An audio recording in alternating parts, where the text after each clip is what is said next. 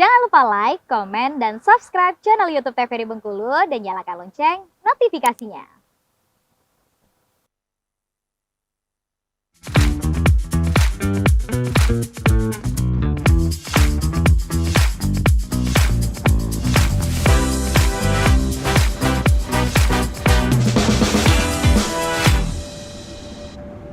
Balik lagi di Opini obrolan pagi ini. Pemirsa, masih dengan tema yang sama nih, yaitu apa sih sejarah publik, dan masih bersama dengan Mbak Eka.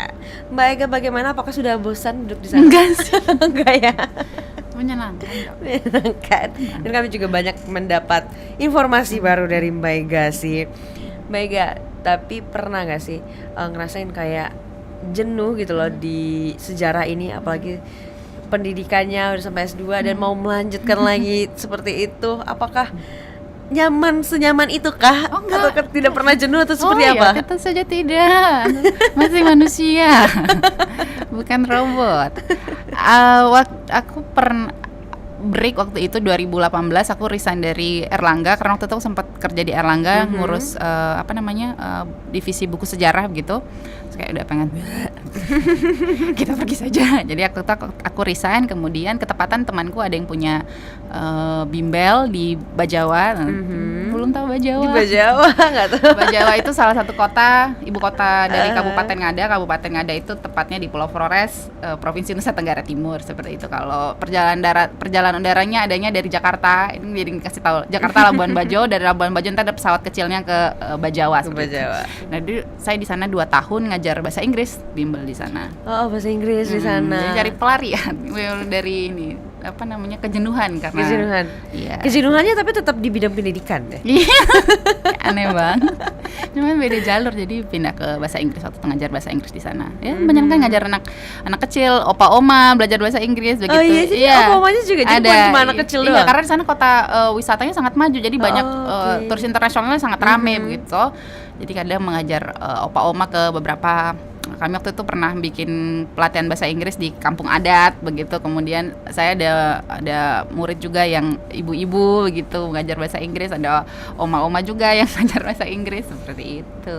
Oh begitu. Iya. Jadi kayak karena bisa bahasa Inggris itu juga karena sejarah penting.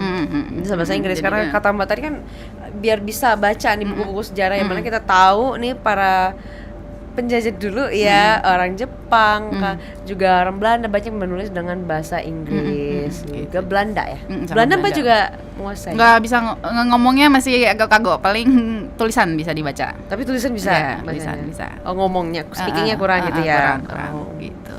Jadi membaca tulisan. Oke, baiklah. Nama apa nih yang mau dicapai di tahun ini? Resolusinya apa nih? Ya Allah, nanti jadi ria lagi kayak begini. Ya nggak apa-apa dong, ya nama harapan kan ya. Betul, biar bisa diaminkan betul. nih. Kayaknya bertahan hidup aja kayaknya.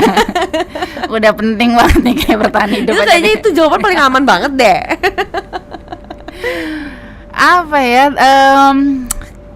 Tahun ini di penerbit yang aku dan teman-teman buat, jadi saya punya penerbit, sambil promosi ya. Aku punya penerbit namanya Infermia Publishing. Kita base-nya di Depok. Kemudian itu penerbit dibuat dari kami punya saya dan teman-teman yang sama-sama S2 di Fakultas Ilmu Pengetahuan Budaya di UI begitu. Jadi kami bikin penerbit itu memang basicsnya di bidang humaniora. Jadi kalau ada Bapak Ibu penonton, teman-teman mahasiswa yang lagi menonton ini ya, basicnya di bidang humaniora seperti sosiologi, antropologi, sastra, linguistik begitu ya.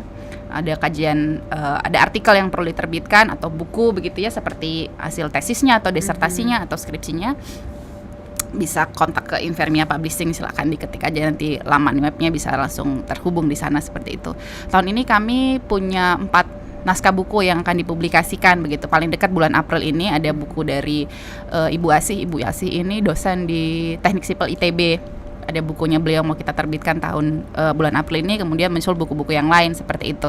Ya paling ini aja sih, konsisten untuk menerbitkan buku tersebut, kemudian bisa jadi bacaan yang menarik juga buat orang-orang supaya acara launching bukunya semua berjalan lancar ya, karena ini tahun politik jadi agak ketar-ketir. Ya benar sekali. Betul, paling itu. Kemudian satu lagi, tahun ini kami mau mau bikin simposium. Jadi tahun lalu kami sempat membuat simposium namanya Simposium Masyarakat Humaniora atau Spora yang 2023 dan bersyukurnya acaranya sangat berhasil. Terus kemudian feedback dari para pesertanya juga oke. Jadi tahun ini kami mau mengadakan itu lagi di bulan Desember. Jadi Spora itu adalah simposium yang khusus ditujukan kepada dosen maupun mahasiswa di bidang humaniora tadi, sastra dan logistik, sosiologi, antropologi termasuk dalamnya sejarah dan arkeologi dari hasil PKM pengabdian kepada masyarakat. Jadi tugas dosen bukan dosen Tridharma Universitas itu adalah penelitian, pengajaran dan pengabdian. Iya, benar sekali. Jadi si pengabdian kepada masyarakat ini hasil apa yang mereka lakukan di masyarakat perlu didiseminasikan sebagai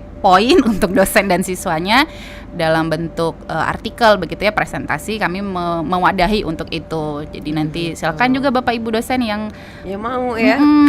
Ada produk PKM-nya begitu toh, yang khususnya yang jurusan humaniora, jadi bisa langsung kembali mengecek Infermia Publishing di sana nanti ada tuh untuk Spora 2024 seperti itu. Paling yang utama itu dulu sama ya menulis ya motivation letter dan proposal disertasi yang tidak mudah begitu. Semangat deh pokoknya ya, semoga segera rampung. Ya, seperti itu paling ya itu aja sih ya buat bertahan hidup lah pokoknya. Nah Mbak, sebenarnya masih banyak nih yang mau dibahas mengenai Bengkulu dan lain-lain, bagaimana sejarahnya, tapi sayangnya kita terbatas dengan waktu. Tapi sebelum closing, boleh dulu Mbak disampaikan pesannya ke para pemirsa bagaimana agar lebih tertarik dengan sejarah, khususnya sejarah Bengkulu sendiri. Boleh disampaikan Mbak? Apa ya? Biar tertarik untuk mengetahui sejarah apa ya, karena ini bukan sesuatu yang sering digaungkan di masyarakat. Maksudnya kita bukan masyarakat yang bukan juga ya, maksudnya tidak begitu familiar ya. Untuk bertahan hidup aja udah susah, terus aku harus repot-repot belajar sejarah ngapain gitu. Tapi memang itu menjadi penting ketika kita mau membahas tentang identitas kita sebagai masyarakat begitu. Ketika kita mau merepresentasikan diri kita sebagai orang Bengkulu tuh apa begitu ya. Mungkin kalau orang Jogja, Jogja tuh banyak, ada keratonnya, ada budaya ininya, rame sekali begitu. Nah kalau kita mau bicara tentang Bengkulu, apa nih yang bisa saya presentasikan dari diri saya gitu. Ya teman-teman bisa ke Benteng Marlboro, jangan cuma foto-foto sama buat menikmatin sunset ya doang ya. Jadi memang ditelusuri. Betul, coba cari tahu, googling aja banyak artikelnya begitu, bisa banyak lah gitu. Terus kemudian kalau ke Bung Karno juga misalnya apa nih mau di googling, atau seperti yang paling ini mencari tentang sejarah Ibu Fatmawati misalnya, atau kalau teman-teman yang dari Mukomuko mungkin bisa cari tahu sebenarnya Benteng Anak kenapa pula harus ada di Mukomuko ini. Oke, gitu jadi kan. seperti itu langkah-langkah yang bisa cari tahu sendiri aja gitu. Oke Mbak, terima kasih banyak karena hari ini sudah menginformasikan kepada kami tentang banyak sekali hal yang baru ya, yang baru kami ketahui. Terima kasih banyak, semoga sama-sama. Next kita ada kesempatan lagi dan bisa ngobrol-ngobrol bareng lagi. Terima kasih kesempatannya. Untuk pemirsa, terima kasih banyak karena sudah menyaksikan Opini pada pagi hari ini. Jangan lupa terus saksikan Opini pukul 8 pagi hanya di TVRI Bengkulu. Saya Utari Novadini mewakili kerabat kerja yang bertugas pamit undur diri. Sekian dan terima kasih. Wassalamualaikum warahmatullahi wabarakatuh dan sampai jumpa.